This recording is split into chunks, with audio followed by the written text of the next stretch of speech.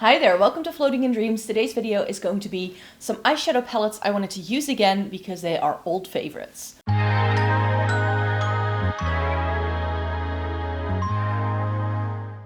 Welcome to everybody watching today. Thank you so very much for joining me. I'm filming this video at the end of the day, so I do apologize for any lighting issues that this video might have. I just got home from work. My makeup has been on for 8 hours, but I still wanted to update you on all of the palettes I wanted to go back to because I didn't quite manage in January and I did want to make sure that I did this again for February. So here we go. Before we get into the video, it may be good to know who I am and what I like doing on this channel. My name is Micah. I live in the Netherlands. I have fair skin with a cool to neutral undertone, and this greatly influences my makeup preferences.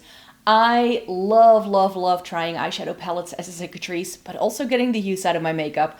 And I've been reviewing makeup for more than a decade, so I kind of know what I love, and that means that when you have some old favorites, you just need to go back to them. So some of these palettes are old favorites, and some of them are more recent picks that I wanted to go back to because I wanted to make sure that I could get some more use out of them than just the palette itself. Because I'm someone, whenever I use eyeshadow palettes, I tend to stick to just the one palette because very often I use them to review.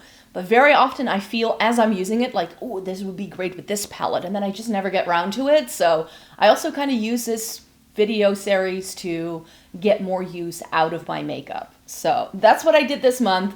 So let me just get to it. So first things first, for the first palette I need to mention, I did this look as I was getting ready to go to a wedding, so I didn't have my usual camera on me, so I do apologize for any of the pictures I'm inserting here, but I was using the Huda Beauty Rose Quartz, which is one of my favorite pinky cool tone kind of palettes. This is really pretty, and using this palette again to create a look with for my cousin's wedding was exceptional when it comes to just having a very pretty look that I feel really good in. This palette is incredibly light. I'm not entirely sure if they still do it. Like, is it still available? I don't know, but I love using this in the wintertime when I'm super duper pale because these shades just work for me. I don't really go into these warm tones here, but the pinky tones and the taupey things and like the mauve things this has are absolutely stunning. I remember, I think I set up the look with this like taupey thing, and then I used this one all over the lid, and then I topped a little bit of this like blue flashy shade all over the lid to have that extra bit of sparkle there, and I thought it was very pretty. So this look was incredibly successful. Did I need a reminder how much I love the Huda Beauty Rose Quartz? I really don't, but I love going back to this at least once or twice a year because it's just one of my favorite palettes for a reason, and using it again this month has really confirmed my love for this palette yet again. And another old favorite palette of mine is the Too Faced White Chocolate Bar. The palette that split the internet because nobody except for me seemed to actually have liked this. I picked this up super randomly, found this in the Too Faced store in London in... was it Carnaby Street they're located? I'm not sure if it's still there. And they had a bunch of these still in, even though I thought I was never going to be able to find this palette. And this was back in my Pokemon gotta catch 'em all kind of moment when for a number of brands, I was just buying all of the palettes they had.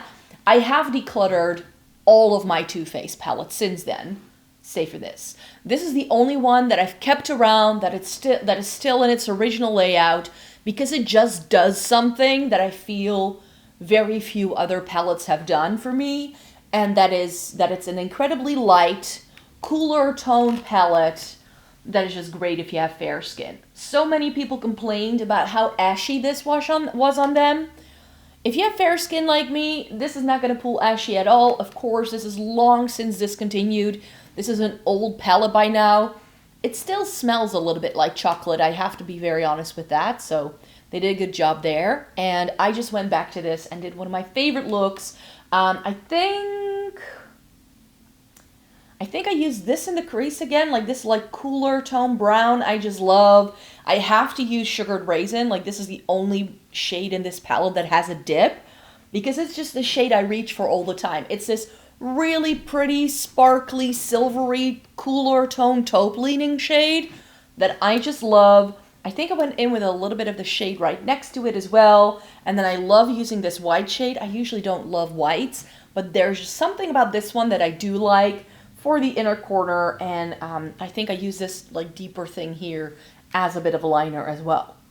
Super pretty. Felt great wearing this yet again. And it has reconfirmed why I love this palette oh so much. And a bit like the Rose Quartz, really. These are two of my favorite palettes.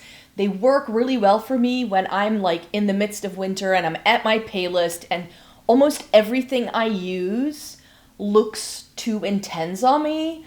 And these palettes just always work. They never look too intense. They are never too like glam looking. They are great for every day, yet they still have that oomph that I do like a palette to have. These are still special in my book, and I still really enjoy having these. And then, as I mentioned, I like using this video series to try and get more use out of my palettes in more creative ways, and something I did in 2023 is buy 2 of the Lisa Eldridge palettes. The first one I got was the Vega one, and this is the cool toned one. But then towards the end of the year, Sorcery was back in stock. So I managed to review Sorcery. When was it? When did I review Sorcery? I think it was in December. And I was already saying in my review, how stunning would these 2 palettes look together? Like if you were to pick a few shades from each one, I think it would work better because this is pretty much all shimmer. And the only matte in here is the teal right here, which is incredibly deep. And this is very cool toned and very neutral heavy. And you only really have that grayish blue in the middle for a bit of color contrast. So I was like, I wasn't loving the sort of smoky eye that I tried to do with this one when I tried it in December. I was like, I'm going to do my version of like a navy green smoky eye, combining both of these palettes. And I loved this combination. I ended up using that grayish blue that is in this palette all over the crease. And then I think, what I ended up doing is putting a bit of the teal in the outer V to make it a little bit nice and smoky. And I have one of the Lisa Eldridge Seamless Glide eye pencils now, and it paired beautifully with these shades, I have to say. I put the green shimmer all over the lid, and then I actually used 2 of the shades in here to top things off with. So I used this one in the inner corner and topped it all over the green just to add a little bit more dimension. And then I used the deeper taupe shade on the lower lash line together with a little bit of the blue and a bit of the teal just to have it nice and smoky, you know? But nothing too intense. And I felt so pretty wearing this. The shimmers in these palettes are really, really good. It's what makes the palette. And this way if I really combine them, I really get more use out of both of these. So I'm so glad I now have both of these. I would still like to get the Myth variety of these, which is the purpley one. That one is still on the wish list. But yeah, I really enjoy the Lisa Eldridge formula.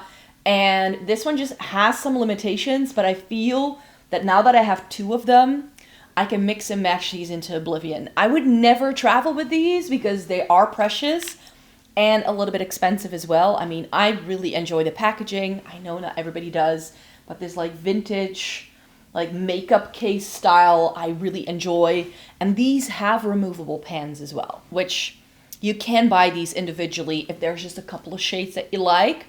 But I like having these as palettes. And maybe at some point when I get bored with the layouts of these, I could start mixing and matching them and sort of having the shades I now use to create that look in one palette. That's something I could do in the future, but so far I really enjoy having the palettes as is. And finally, I made another combo of 2 palettes, and I kept saying at the beginning of this video how I like to use this series to go back to old favorites, but I think I should add to that little sentence that I also like going back to palettes that didn't quite work for me, which is these 2. These are the Oden's I Merry Christmas palettes, or Christmas Eve, like the Christmas collection they did at the end of 2022. These were brought back for 2023, and these made it onto my worst of 2023 list because I did get them at the end of 2022 but didn't manage to try them out until the start of last year. So around this time I finally got to try them, And I have had this theory that Oden's Eye has batch issues. So many people rave about the Oden's Eye quality, especially their shimmers, and it's the shimmers in this that I find a little bit lacking.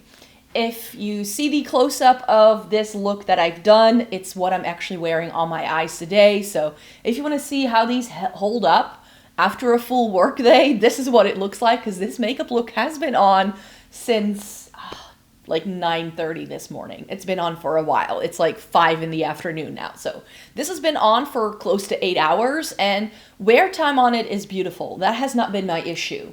It's the issue of application. And what I decided to do, because this, like with the Lisa Eldridge, something told me that I would get more use out of these if I were to combine them together. Because the Merry Christmas, which is this red one, is very warm toned.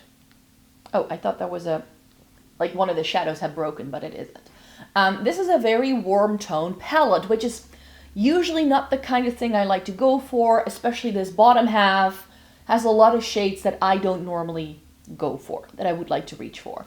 The green half, this on the other hand, I love.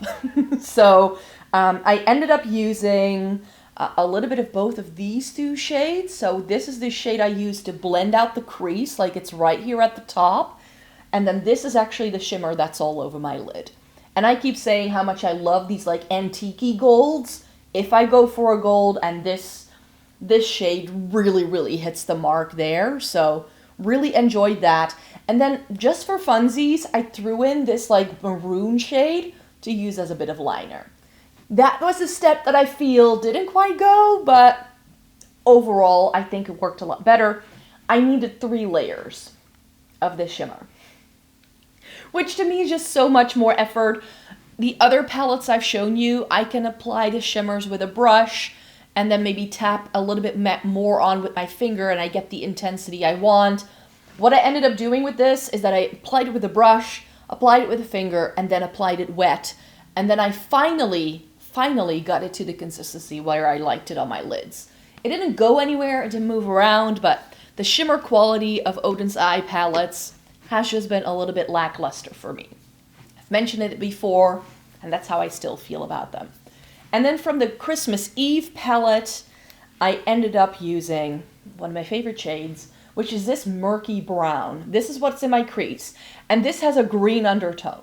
So I feel it goes really, really prettily with the greens that I used from the other palette.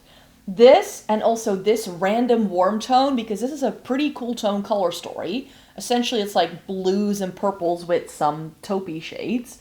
And it's got like this, and then that yellow, and then this and this that is like very warm toned and doesn't make any sense.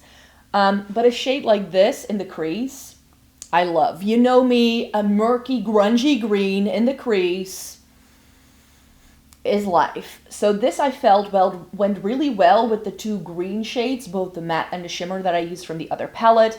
I ended up putting this bronze along the lower lash line with just a little bit of this blended into it.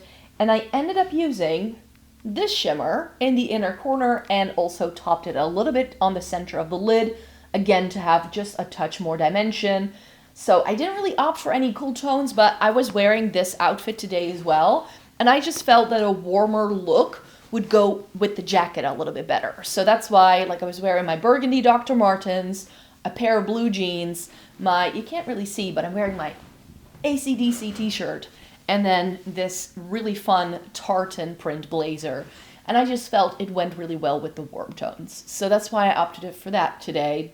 And I like it now a lot better. Like, these 2 Oden's Eye palettes together, so much better than by themselves, because they have a couple of random shades that don't really go together. But I also feel that we shouldn't be forced to buy multiple palettes to get the palette to work for us. So yeah, I do feel that these are really pretty. Now that I've tried them again, I can definitely see the appeal.